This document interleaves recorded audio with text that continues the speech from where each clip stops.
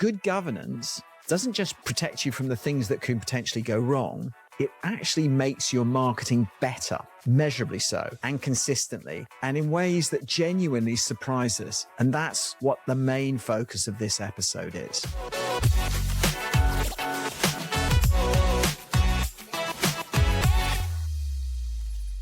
So hello and welcome to the Health Tech Marketing Show. I'm your host, Adam Turinas. I'm the CEO of Health Launchpad. That's one of the presenting sponsors. Health Launchpad is the pipeline growth company for B2B healthcare.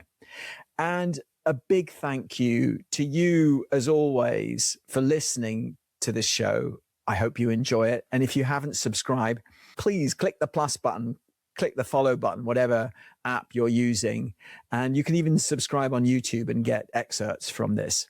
I also want to give a big thank you to the wonderful people at Healthcare Now Radio, the 24/7 healthcare only radio network, online radio network. And they also have a podcast syndication network that this show is on. We really love being part of it. So big thank you to Roberta and Carol for all that you do.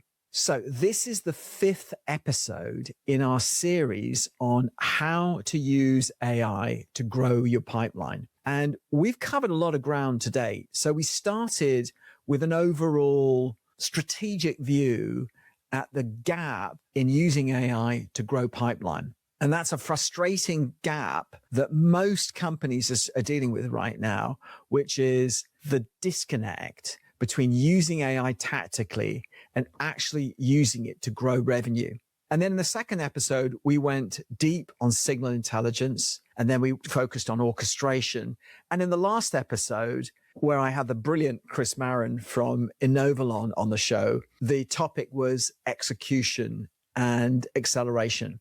If you haven't listened to any of those episodes, I encourage you to go back. And in fact, there are links in the show notes to help you sort of listen to the episodes that go before this. This episode on its own, I think, is designed so that you can listen to it without listening to the other ones. But the complete series provides, the idea here is to give you a strategic approach to using AI to grow your pipeline, because this is not a one episode deal. So the 4-pillar framework that we're using with this series is signal intelligence, orchestration, execution acceleration, and what today's episode about, which is governance and learning. And I want to address something head on before we get into it. Governance tends to get treated as a sort of required pillar. It's like the sort of thing that's the basic hygiene thing that you need to do. And, this is sort of the compliance chapter, if you like, the risk management issue. I used to think that too, and I don't anymore. And by the end of this episode, I hope that you will have a different view about the importance of governance and actually how it can help you improve quality and deliver outputs that can help you grow the top line. Let me bring back the scenario we've been using across this series. You're selling into a mid-sized health system. Maybe it's something with, a system with 5 to 8 hospitals. You've got long sales cycles, lots of stakeholders, and a strong incumbent who's already in the account. And thanks to everything we've talked about, your intent platform, your signal aggregation, your orchestration layer, and thanks to all that, you've identified that this account is quietly accelerating its search for a new solution. Multiple people from across the organization are engaging with you. The pattern matches accounts that have historically become pipeline. You might remember from the last episode with Chris Marin, where they talked about AOS, which is an AI-enabled orchestration system.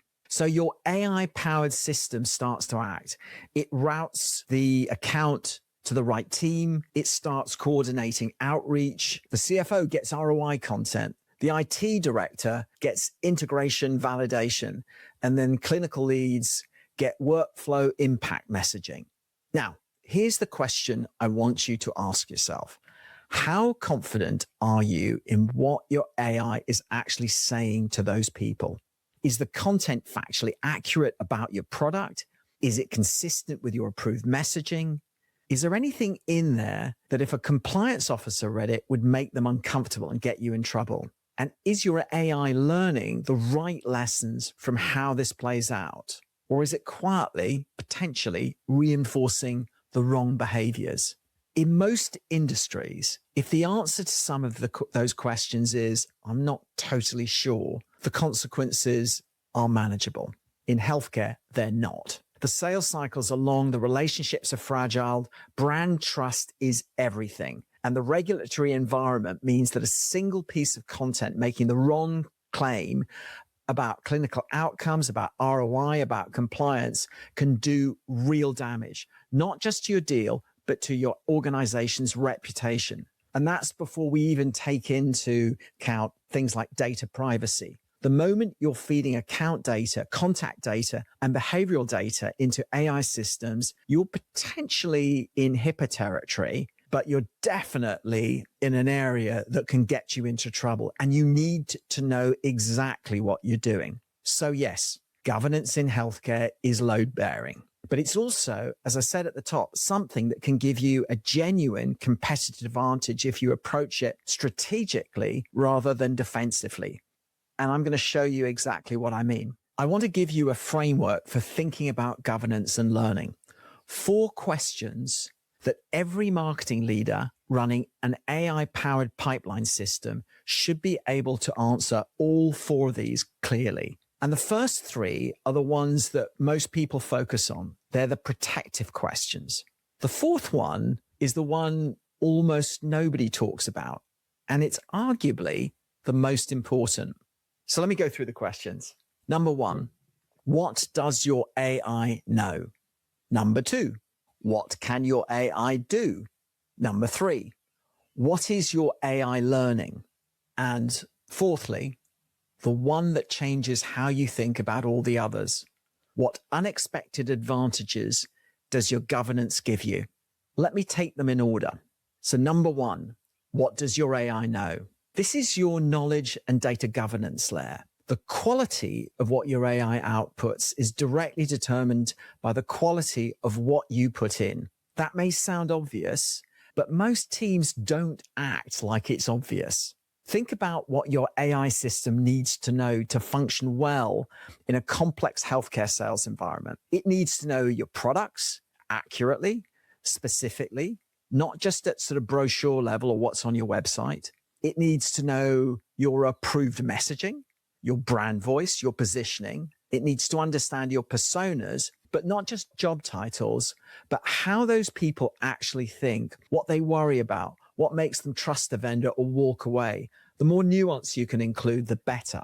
And critically, it needs to know what it's not allowed to say. In healthcare, where compliance, whether it's HIPAA, whether it's FDA, whether it's CMS level requirements, clinical claims, data sensitivity, they're all in play. The guardrails on your knowledge layer are just as important as the knowledge itself. On data privacy specifically, be clear about what data you're putting into these systems. Account data, contact records, behavioral data, anything that could be considered sensitive information needs to be handled with real clear in an intentional way, and where you know you're not going to do any harm. You need to know where your data is going, how it's being stored, whether your AI vendors are compliant. And that's not a conversation to have after something goes wrong. That's something to have now. And I want to share something from our own experience here, because I think this illustrates better than any framework can. At Health Launchpad, we've spent the last 6 months building a specialized knowledge system. We called it the HLP Brain.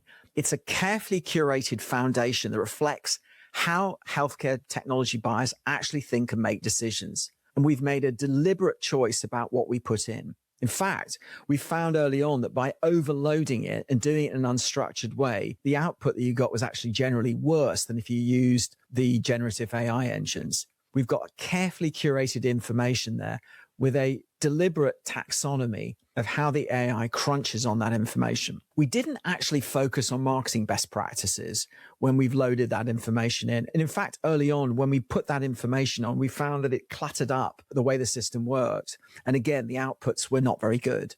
And so, for example, we didn't load it with content guidelines. What we focused on is buyer expertise. So how healthcare technology buyers evaluate vendors, what they care about, what language they use, what makes them trust a recommendation. We also included things like real buyer interviews, actual voices from decision makers who've been in market. And here's what happened when we use this to create content. Just as an aside, we use AI to help in the pre and the post phase of content creation. So we use it for synthesizing lots of complex information and for creating outlines and early drafts. Our writers then do the writing and the editing. We then use AI after a human has created a presentable draft to suggest ways to optimize it for the AI engines and for SEO. But here's the thing when we use the brain, the content got more credible than what we create with ChatGPT or Claude. It was more knowledgeable, more genuinely useful to a sophisticated healthcare buyer, which is exactly what we're aiming for. But here's the part that surprised us. Not only was the content more expert, but from a marketing best practices standpoint, the quality improved too. The writing was sharper, the messaging was more persuasive, the relevance was better. And we weren't trying to optimize for any of that. We were trying to make our AI smarter about buyers, and better marketing followed as a direct result. I'll come back to why that matters in a moment, but hold that thought. Question 2, what can your AI do? This is your operational governance layer. And the core principle here is one that Chris Marin articulated really well in our last episode. He talked about 3 strands: humans, AI, and deterministic code automation. And the job of whoever is designing these systems is to be explicit about which task belongs to which strand. Not everything should go in the AI bucket. Some things belong to humans, judgment calls, sensitive relationship moments, anything where getting it wrong has really serious consequences. Some things belong in the deterministic bucket, the math, the routing rules, the compliance check that need to produce the same result every single time. And then there's the AI bucket, genuinely powerful, but capable of failing in ways that are hard to predict. Hallucination is real. AI systems can generate content that sounds authoritative, but is factually wrong. And sometimes it's actually quite hard to spot that. In healthcare, where your buyers are very sophisticated clinicians, finance leaders, and highly experienced procurement professionals, that's not just embarrassing. It's a credibility problem that can be almost impossible to recover from. So what can your AI do? It means being explicit about where the human stays in the loop. Back to our health system scenario. When your AI is coordinating outreach to the CFO and the clinical team and procurement, who is reviewing that content before it goes out? What are the guardrails baked into your prompts and workflows that prevent it from going off script? Chris's phrase from the last episode has stuck with me. Reduce time to first draft, not automate to final send. Your AI produces the first draft. A human still owns the output. And at this stage of the game in this industry, that's the right posture. Question 3, what is your AI learning? This is the question that separates teams using AI tactically from teams building genuine long-term advantage. Because if your AI system isn't getting smarter over time, you're just running in place. Learning happens at 2 levels. The first is the system level. Are you closing the loop between your AI's recommendations and your actual pipeline outcomes? So again, back to the scenario. So when your AI flags an account as quietly accelerating, and your team acts on it, what happens? Does it convert? Does it stall? Does the deal eventually close? And is that outcome being fed back into the system so it can recalibrate? This is the learning loop Chris described with the agentic opportunity scoring system at Inovalon. As leads progress through their system and outcomes are recorded against the predictions, the model gets smarter. The probabilities get better. The signal interpretation improves. That's a compounding advantage, and it doesn't happen by accident. The second level is the human level. Are you building in regular moments to review what's working, to ask which signals are we consistently overriding and why? What are we learning from deals we lost that we thought we'd win? And I'll share something from our own experience again. We recently went back to about 20 marketing leaders who had seen an early version of our knowledge system. They were really generous with their feedback and they were impressed with what we built, but they were also very clear about what it would make it more valuable to them. And what we heard completely reshaped how we were approaching the next version. The learning didn't come from the AI, it came from the conversations, from asking the right people the right questions and being willing to rebuild based on what we heard. That's what a genuine learning culture looks like. Not just feedback loops in your tech stack, but the intellectual humility in your team to know when to correct. Question 4. What unexpected advantages does your governance give you? This is the question nobody asks. Because when you think of governance as compliance, as the thing that lawyers and IT departments tell you to do, you're only ever thinking about what it actually prevents. You're not thinking about what it enables. But here's what we found. When you invest seriously in governance, when you're deliberate about what your AI knows, disciplined about what it does, and committed to what it learns, something else happens. Your whole system gets better, not just safer, better. Let me give you the most concrete example I have. As I mentioned earlier on, when we built our first generation of our knowledge system, we included carefully curated expert information about healthcare and healthcare technology that was extremely relevant to how the buyers think and make decisions. But we also included a lot of content that was related to marketing best practices, and we put a lot of it into the system. And what we found is that the more of this information that we put in, the worse the output was. So we went back and the second iteration of the system, we stripped all that out and we just focused on the expert related content. And we were very deliberate and intentional in what we put in. We actually took a less is more approach, and we were extremely intentional about the information that we had in the system and what we didn't have in the system, and the taxonomy by which the AI engines crunched through the data. As a result of it, we got much better outputs. So without a single instruction about how to write better, and for example, how to structure an email better, the content was just more credible, more relevant, and more convincing because it was built on a foundation of genuine expertise about the people it was trying to reach. This told us something important. The instinct that most teams have is to govern for style, but it's actually the wrong instinct. Govern for substance, and the style will take care of itself. And there's a broader principle here that I think applies beyond just knowledge governance. Teams that take governance seriously tend to be more consistent. Their messaging is tighter, their outreach is better calibrated, their AI systems don't drift into producing content that nobody recognizes as theirs. And in a market where AI-generated slop is increasingly everywhere, where buyers are getting better at recognizing generic low-effort outreach, consistency and credibility are becoming genuine differentiators. So the unexpected advantage of good governance isn't just that you avoid the bad outcomes. It's that you end up with a system that produces better outcomes than you would have got without it. Governance done right is a quality multiplier. And that's not what the lawyers are telling you about why you need to do it, but it means it is incredibly important for the success of your investments in AI. Let's bring this back to the health system deal one last time. You've got an account that's accelerating. Multiple stakeholders are engaging. Your AI is coordinating a sophisticated multi-persona outreach sequence across the CFO, the clinical team, and procurement. A team with good governance answers all 4 questions clearly. They know exactly what their AI knows, and they're invested in making that knowledge genuinely expert. They know exactly what their AI can do and where the human stays in the loop. They know what their AI is learning because they built feedback loops that connect recommendations to outcomes. And they know what advantages their governance gives them because they've stopped thinking about it as a constraint and started thinking about it as a foundation.